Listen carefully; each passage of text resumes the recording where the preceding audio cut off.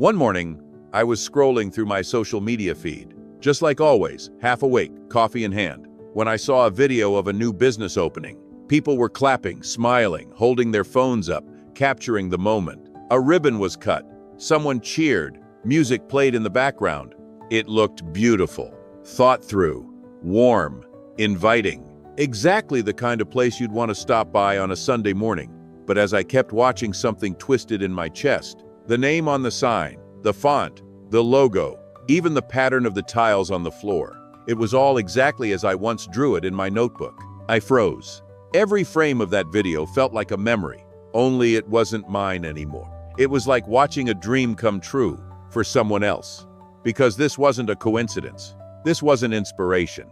This was my cafe, my idea. Something I'd worked on late at night, alone, after long shifts. Something I'd poured my imagination into, my energy, my heart. Something I once shared with someone, with hope and trust and maybe too much enthusiasm. And now I was watching it open, without me. I stared at the screen, unable to move, unable to speak, just sitting there in my small apartment, with my laptop glowing in front of me, feeling something collapse inside. And I knew exactly who had done this. But to explain it, let me take you back. Since I was a teenager, I dreamed of opening a small cafe. Not some huge business empire, just one place. Cozy, familiar, a second home for people. A space that smelled like fresh croissants and cinnamon, where soft jazz played in the background, and the barista knew your name, maybe even your order. I imagined it all. The warm lights, the handmade mugs, a little bookshelf in the corner, a chalkboard menu. Everything intentional, everything personal. I had a notebook full of sketches, pages and pages, interior layouts, dessert names, playlist ideas, scent notes. I even listed where to place the outlets so people could charge their laptops without feeling awkward. It wasn't just a dream, it was a blueprint. And the person I shared it all with was my brother. We'd sit in the kitchen late at night, me with a pen in hand, him sipping tea, listening. I'd say things like, "Picture this, you walk in, the bell above the door rings, soft light everywhere."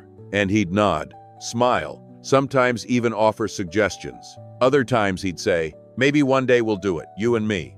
I believed him, because who wouldn't trust their own brother? For a year, I saved every penny, tested recipes in my tiny kitchen, visited locations, read about licensing and permits. It was slow, exhausting, but it felt real.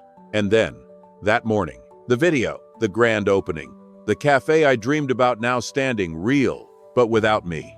I couldn't breathe. So I got in my car and drove there. It was early. The place was quiet. I stepped inside, and for a second it felt like I was dreaming. Wooden tables, vinyl playing, the exact handmade logo on the cups. I reached out and ran my fingers along the countertop. I knew every curve, every choice.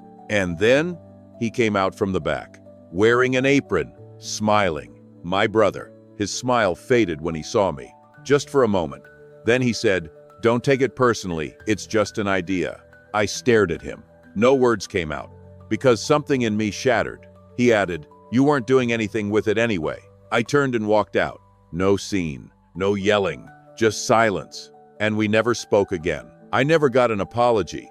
Not that I expected one. I could have gotten angry, could have given up. But instead I just sat down at the table, grabbed a new notebook, and started over. A new style, a different name. No compromises, no borrowed pieces. I didn't open my cafe to prove anything to anyone. I did it to stay true to myself. Because sometimes, the best answer is simply to do it better.